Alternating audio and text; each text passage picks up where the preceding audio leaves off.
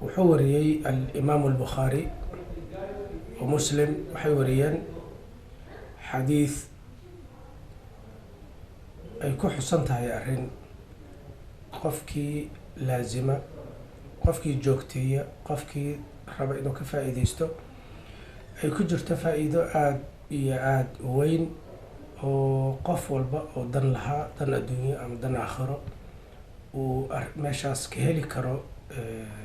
loo rajeynayo inuu ka helo dantii uu ka lahaa. nabigu wuxuu leeyahay salawaatullahi wasalaamu calayhi sida ku xusan xadiis Abu Hurayra oo Bukhaari iyo Muslim ay wariyeen: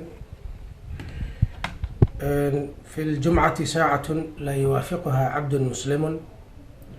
قائم يصلي فسأل الله خيرا إلا أعطاه.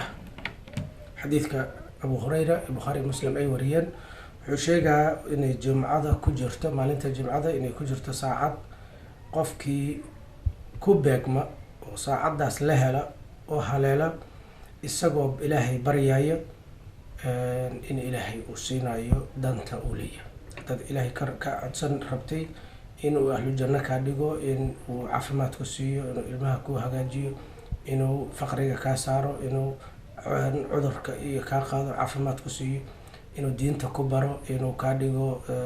dadka saabiqiinta ah. wax alla waxaad adigu rabto ilaahay ayaad ka codsan kartaa saacadaas ama waqtigaas jumcaha ku jira oo qofkii ku baagma isagoo ilaahay baryayo uu ilaahay siinayo wax alla wixii uu ka baryay. culimadu xadiidka markay fasirayeen waxay isku qabteen oo isku khilaafeen waqtigaasu halkee jimcaha maalinta jimcaha uu uga jira. qolaba meelay ku dhufteen, laakiin sida ugu macquulsan oo qowlka ugu macquulsan wuxuu yahay wixii casirka ka dambeeya meesha u dambeyda maalinta jimcaha waqti marka qoraxdu dhici rabto. waxaa sidaas xoogaa sii tilmaamaya athar laga soo wariyey ama xadiis laga soo wariyey qayb asxaabta kamida oo uu sheegayo ninka la yiraahdo Sa'id ibn Mansuur kitaabkiisa uu ku sheegayo xadiiskaas ama atharkaas oo uu leeyahay maalmaha kamid ah qayb asxaabta kamid ah isku yimaadeen, waxay iska warsadeen waqtiga jumcaha ku jira, meesha uu jumcaha uga sii jiro oo waqtiga ducada la aqbaro meesha uu jumcaha uga jiro, waxayna aysan isku qaban oo yiri inuu yahay waqtiga u dambeeya maalinta jumcaha saacada ama waqtiga u dambeeya maalinta jumcaha inuu yahay iskuma aysan qaban oo iskuma diidin, sidaas ay isla garteen.